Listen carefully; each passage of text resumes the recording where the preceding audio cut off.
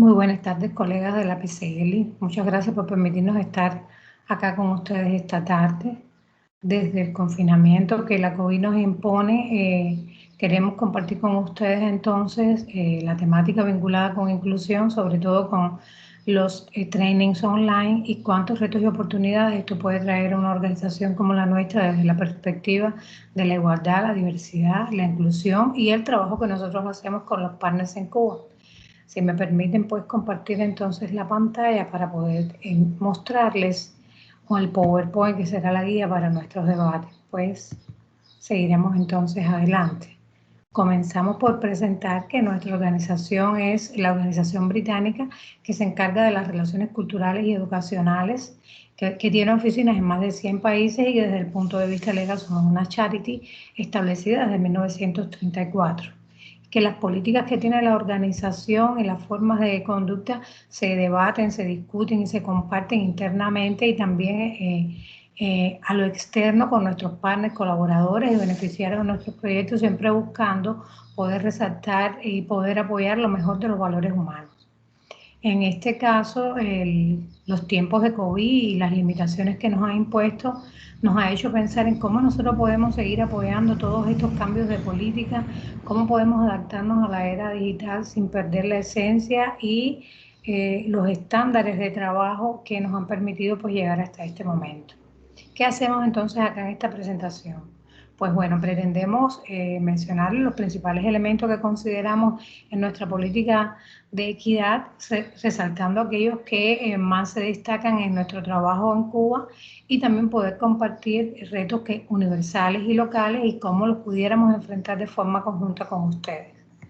Es muy importante destacar cuál es el principal valor que tiene nuestra declaración de principios con respecto a la igualdad, a la equidad, y se basa en que nuestra organización tiene que asegurar que no puede existir una discriminación injustificada en ninguno de los procesos, fases, intercambios que tengamos tanto a nivel de staff como con nuestros consultores, entrenados, beneficiarios, estudiantes. No existe, no debe existir un espacio para que ningún tipo de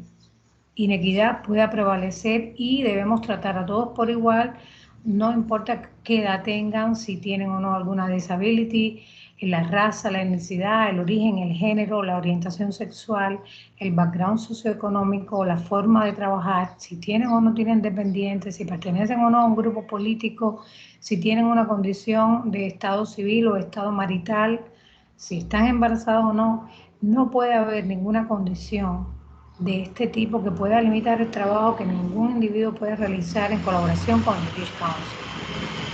Y por eso es que estamos entonces obligados, estamos muy comprometidos con llevar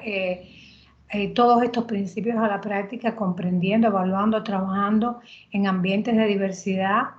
haciendo que la discriminación no se presente en ninguno de los pasos ni procesos en los que llevamos a cabo, promoviendo igualdad en todos los procesos, incluyendo hasta chequeos de contraparte, chequeos de procesos internos que llevamos a cabo para evitar que cualquier cabo suelto pueda llevarnos a cometer algún tipo de error de esta naturaleza. Nuestro trabajo debe desempeñarse en un ambiente de justicia, de dignidad, de respeto y removiendo las barreras que puedan hacer que algún imbalance pueda causar algún tipo de inequidad y de discriminación, tanto interna como con el trabajo que tenemos con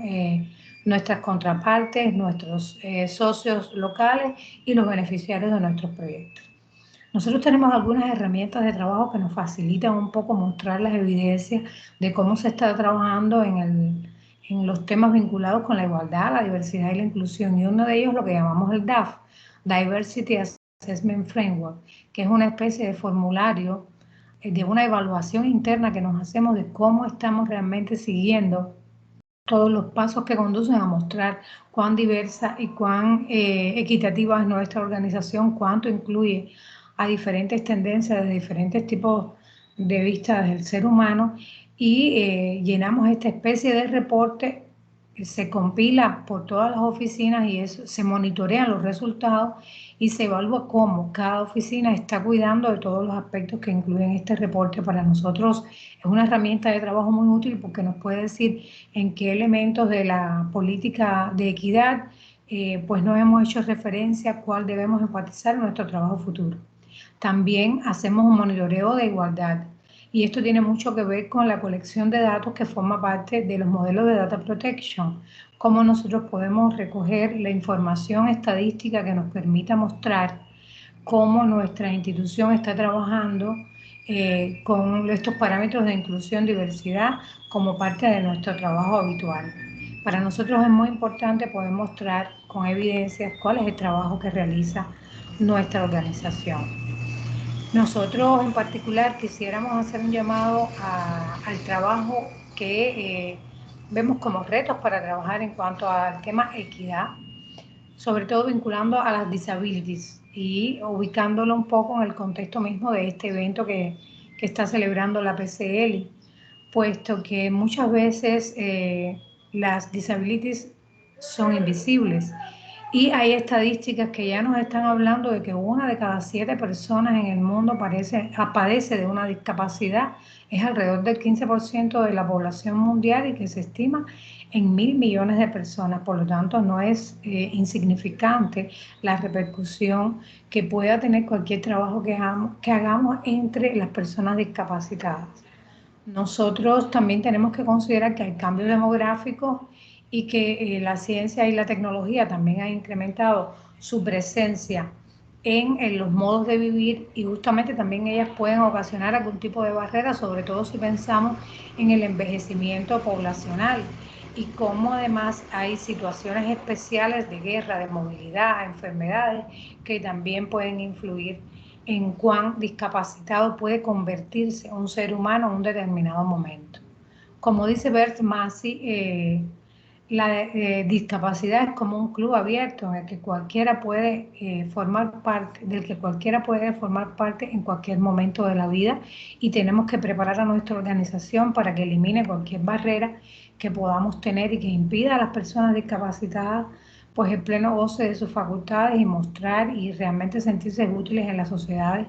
en las que se encuentran. Adoptamos entonces un modelo social en cuanto a la discapacidad. Este modelo se enfoca en identificar y tratar de remover las barreras, más que podamos pensar en cómo podamos modificar a los individuos que muchas veces tienen condiciones que va a ser muy difícil de modificar. Lo primero que tenemos que aceptar que los individuos con discapacidades existen y tenemos que tratar de hacer la vida más fácil para todos para que se pueda desplegar todo el potencial que tengan estos seres humanos. Hay barreras físicas que podemos tratar de remover, desde un muro hasta una puerta con unas dimensiones no apropiadas. Hay barreras culturales de estereotipos y creencias que puedan afectar el despliegue de los individuos. También podemos ver barreras estructurales desde el punto de vista de las propias políticas de gobierno que no le permitan a todos el acceso por igual a las oportunidades de desarrollo, y también puede haber barreras económicas porque la presencia de un discapacitado puede implicar un determinado costo adicional para una institución, y todas estas barreras debemos considerarlas, mirarnos por dentro y ver cómo podemos ayudar a eliminarlas en el trabajo que estamos haciendo y en los proyectos de colaboración conjunto que desarrollemos. En específico, en nuestro trabajo en Cuba, más bien lo que tenemos es una pregunta, porque esta es un área que requerirá un poco más de desarrollo en nuestros talleres y en nuestras capacitaciones y en nuestra colaboración. ¿Cómo podemos mostrar mejor nuestro trabajo con discapacitados? ¿Qué actividades específicas, qué capacitaciones podemos desarrollar para poder trabajar con las habilidades de las personas discapacitadas? Podemos crear algún tipo de taller, algún tipo de intercambio de experiencias que nos permita entonces poder trabajar mucho más con la discapacidad desde la colaboración. Hay otro elemento también al que queremos hacer alusión en esta intervención y tiene mucho que ver con la equidad desde el punto de vista racial. Y es que nuestra organización, basada en el Reino Unido y en muchísimos otros países, opera en ambientes que son multiétnicos, multiculturales, y en esta dirección tenemos que considerar que todos los seres humanos tenemos un origen similar y que no pueden haber barreras atribuibles a la esencia humana en sí misma que nos pueda dividir como individuos y que pueda generar que unos tengan privilegios sobre otros y poderes sobre otros. Y es muy, muy importante considerar entonces que para nosotros tratar todos los temas de equidad racial nos pueden ayudar a ganar en la reputación de los eventos que hacemos y también, sobre todo, a mostrar el mutuo respeto que tenemos sobre culturas diversas, sobre grupos diversos que forman parte de nuestra organización. Como una ONG siempre tenemos que tener en cuenta que vamos a tener estructuras de gobierno u otras que puedan financiar actividades de British Council, y es fundamental poder mostrar, y no solo porque lo mostremos, sino porque sea una práctica diaria de la organización, que el antirracismo forma parte de nuestras políticas y nuestro modo de actuar de modo transversal en cualquier actividad que nosotros organicemos. También porque la igualdad racial nos puede permitir acceder a talentos que de otro modo se quedarían sin conocerse, se quedarían sin poder estimularse, y que justamente trabajando con diversas etnias, diversas razas, nos permitiría llegar a esos talentos y poder mostrar y compartir lo que son capaces de hacer. Es claro que el racismo y las relaciones culturales son incompatibles, porque si tenemos en cuenta las premisas de trabajo con la amplitud que nos abarcan en el tema de los países con los que estamos trabajando y la diversidad que tienen estos países, no es posible poder hablar de intercambio cultural si lo hablamos en un ambiente racista. No es posible que podamos generar intercambio cuando estaríamos hablando entonces de relaciones de poder que no son compatibles con la esencia de nuestra organización. De igual modo, apoyar y adoptar las políticas y los acercamientos antirracistas nos va a ayudar a combatir estereotipos, prejuicios, discriminaciones, formas no dignas de tratar al ser humano que pueden resultar ofensivas y que no ayudan al desarrollo de todas sus potencialidades. Ahora, ¿cómo nosotros podemos mostrar el antirracismo en la situación de Cuba? Cuba, que practica una política como país, una política antirracista, y esta aproximación la hemos tomado como una garantía de trabajo, como una condición existente per se, y hasta el momento no hemos recolectado las evidencias de la participación étnico y racial, la representación que han tenido en nuestros training diferentes grupos de color de la piel, de etnicidad. Para nosotros es importante comenzar a hacerlo porque recientemente, y a raíz de todos los movimientos generados por el asesinato de George Floyd y el movimiento de Black Lives Matter, para todas las organizaciones no gubernamentales, y la nuestra se incluye, es fundamental poder mostrar con evidencias el trabajo que hacemos y los modelos de inclusión racial que nuestra organización sustenta. Por lo tanto, pediríamos entonces también colaboración a las instituciones con las que trabajamos acá en Cuba, a ustedes como APCL, para que este sea uno de los indicadores que también completemos como parte de los reportes de trabajo conjunto, y que además les compartamos la necesidad de buscar iniciativas, de buscar vías por las cuales nosotros podamos trabajar y seguir concientizando a todos los beneficiarios de las capacitaciones, a los profesores, a los estudiantes, de los temas vinculados con el antirracismo y las consecuencias negativas que el racismo acarrea para los seres humanos. Poder debatir, intercambiar, definir si hay alguna actitud racista a algún nivel que podamos nosotros de algún modo a través de nuestras capacitaciones tratar de revelar, y sobre todo a niveles de individuo y de conciencia individual seguir trabajando estereotipos personales que puedan tener y que pues limiten la participación tanto de ellos como de otros grupos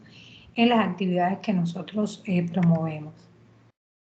Para nosotros, en el sentido general, las prioridades de inclusión en los programas que hemos desarrollado, tanto para la esfera de la preparación en idioma inglés como artes, tienen mucho que ver con inclusión desde el punto de vista de la representación de género. Ha sido fácil trabajar con el gremio de los profesores porque hay una mayoría de mujeres, pero la evidencia debe ser mejor recolectada porque no hemos podido trabajar específicamente con cuántos % de mujeres y hombres se benefician de nuestros talleres, aunque sabemos que la mayoría son mujeres porque el gremio está mayoritariamente representado por las féminas, pero no hemos podido identificar los porcientos específicos de trabajo, y acá tenemos un reto para trabajar. También lo tenemos con la representación a nivel de las provincias. Para esto nos auxiliamos muchísimo del Roadshow, creando 4 centros de capacitación al que acuden todas las provincias, pero no podemos solo esperar al Roadshow. De modo que para este año fiscal en el que nos encontramos inmersos este año, es una prioridad poder medir el impacto a nivel de la isla en cuanto a las capacitaciones que damos para el desarrollo de English Language Teaching. Se convertirá entonces en un reto compartido poder organizar capacitaciones y generar realmente la participación de profesores de toda Cuba, aunque estemos en situaciones como esta de COVID y aunque tengamos que reajustar nuestros propios modelos de trabajo y de esquemas de trabajo online para poder lograr el alcance de la mayor cantidad de profesores posible. También para nosotros ha sido prioridad poder trabajar la edad, en el sentido de seguir motivando a los profesores más jóvenes a que participen de nuestras capacitaciones y ofrecerles oportunidades adicionales. Cuando comenzábamos a analizar las estadísticas sobre la composición de profesores que participaban en nuestras actividades, detectamos que mayormente eran profesores que ostentaban edades por encima de 35 años y de forma intencionada hemos organizado algunas capacitaciones específicas para los sectores más jóvenes del profesorado cubano, y en particular hemos desarrollado un proyecto llamado Mentors in Action, justamente encaminado a formar mayores habilidades y generar mayores intercambios con los profesores recién graduados y los estudiantes de los últimos años de la carrera de inglés con fines pedagógicos de las universidades. Y para nosotros seguir trabajando este tipo de proyectos pues va a seguir siendo también una prioridad para este año de trabajo. En la era digital nuestros trainings han tenido retos. Hemos tenido que llegar muy apresuradamente a estas plataformas desde situaciones en las cuales prácticamente nuestras capacitaciones todas eran cara a cara. Para ello tuvimos que utilizar una especie de instrumento que la organización nos facilita, que es llamado ELESIA, que es Equality Screening Impact Assessment, donde fuimos valorando todos los pasos que forman parte de nuestras acciones de colaboración y poder entonces valorar cómo tenemos que modificar las capacitaciones o cómo las tuvimos que modificar ya desde el pasado año para poder migrar de modelos cara a cara a modelos donde pudiéramos hacer uso de las tecnologías digitales y realmente no detener las capacitaciones debido a la situación que la pandemia nos imponía. Tuvimos entonces que revisar todos los acuerdos que teníamos con nuestras contrapartes cubanas, trabajar cómo completar entonces las evidencias de participación online, cómo trabajar las databases y todas las políticas que tiene la organización en cuanto a la protección de la información, la privacidad de la información, el otorgamiento de derechos para poder nosotros mantener algún tipo de material informativo de los usuarios y entrenados, y también los derechos a poder manejar sus imágenes, evaluar qué plataformas podían utilizar nuestras contrapartes, cómo considerar el plan para un delivery digital, pero a la misma vez un plan B por si las plataformas en sí mismas colapsaban o se encontraban no disponibles en un determinado momento, como en realidad pudimos apreciar hasta en eventos regionales y globales. No solo por las limitaciones adicionales que pudiera tener Cuba, se presentaban realmente limitaciones. Existe la posibilidad real de no poder entregar un proyecto digital y hay que buscar entonces alternativas con otras plataformas y otras formas de hacer. Y además manteniendo condiciones básicas de que nuestra organización tiene que seguir principios de igualdad, diversidad, inclusión, protección de datos, safeguarding de los niños y los adultos, y que estos principios debían mantenerse incluso cuando hiciéramos un delivery digital. Enfrentábamos adicionalmente un conjunto de riesgos vinculados con la conectividad, que en el caso de Cuba son particularmente agudos y que por supuesto tenemos que detallar muchísimo para poder tener éxito en las capacitaciones que hacíamos. Así teníamos que determinar qué plataforma poder utilizar, puesto que Cuba, al encontrarse en la lista de países sancionados, no puede acceder a todas las plataformas digitales. Por ejemplo, Zoom, que fue una de las que de forma mayoritaria fue utilizada, para nosotros estaba vedada y tuvimos que empezar a recurrir a plataformas alternativas para poder realizar nuestro trabajo. Pero también ya dentro de Cuba teníamos que evaluar dónde había zonas de silencio, dónde había zonas que nos impedían poder llegar con proyectos digitales a los usuarios finales, donde había áreas con una conectividad intermitente que igual tendríamos que valorar entonces proyectos asincrónicos para que las personas que viven en esa área pudieran acceder a contenidos, pero no necesariamente en el mismo momento que podíamos confluir todos en un mismo espacio temporal. También tuvimos que considerar el costo de los datos, las especificaciones de los teléfonos. No todos los teléfonos en este momento son capaces de poder recibir las señales que nos permiten desarrollar capacitaciones online. Por otra parte, también debíamos nosotros estar y además entrenar más a nuestras contrapartes, a los beneficiarios, en el uso de herramientas tecnológicas que nos permitieran acceder a estas capacitaciones online y también capacitarnos mucho más en cómo preparar los entrenamientos online. Todos estos elementos formaron parte de los riesgos y cada uno tenía un plan de qué debíamos hacer para atenuar el impacto que pudieran tener estos riesgos y que pudiéramos definitivamente realizar las capacitaciones. Déjenme compartirles que para nosotros las capacitaciones online, por la experiencia que hemos adquirido durante este año que concluye, para nosotros requiere muchísimo más tiempo, prácticamente 3 veces más de tiempo, organizar un entrenamiento online que lo que puede organizarse con un evento cara a cara. Es mucho más económico, nos permite maximizar los fondos con que disponemos para multiplicar las capacitaciones, pero a la misma vez nos obliga a trabajar muy intensamente en cada una de ellas para tenerla lista en el momento en que la capacitación realmente se requiere o ha sido planificada con nuestras contrapartes. Pero bueno, ya hoy podemos exhibir algunos logros de lo que hemos podido hacer. Y el año pasado logramos apoyar alrededor de 15 capacitaciones online, donde ya mostramos que 782 profesores pudieron recibir una capacitación directa, que en los eventos de la forma virtual, ya sea directo, indirecto, a través de plataformas que ya tenían materiales grabados y permitían el desarrollo, pudieron ser utilizados también por los profes cubanos. En este caso tuvimos un impacto en 3.528 profesores que pudieron hacer uso de nuestros materiales online y además estas capacitaciones generaron sistemas de réplica que también beneficiaron a alrededor de 780 profesores. Estos mismos esquemas de trabajo se piensan mantener para el año actual, por supuesto, analizando qué fue lo que mejor pudimos hacer, cuáles son los retos que tenemos para el futuro, cómo optimizar los recursos que podamos tener en las manos, sobre todo para poder llegar a determinar cuáles son las mejores plataformas y el mejor uso que puedan tener los fondos para estos delivery online. Y bueno, pues de conjunto debemos entonces trabajar para buscarle soluciones a estos retos que ahora tendríamos para este año, luego del análisis de lo que pasó los años anteriores. ¿Cómo podemos alcanzar a profesores que hoy se encuentran en zonas de silencio? ¿Cómo podemos entonces llegar también con capacitaciones a los profes que no tienen los teléfonos disponibles para poder acceder a través de ellos a estas capacitaciones por internet? ¿Cómo podemos entonces ampliar el impacto con los profesores? Había en un espacio más municipal, provincial,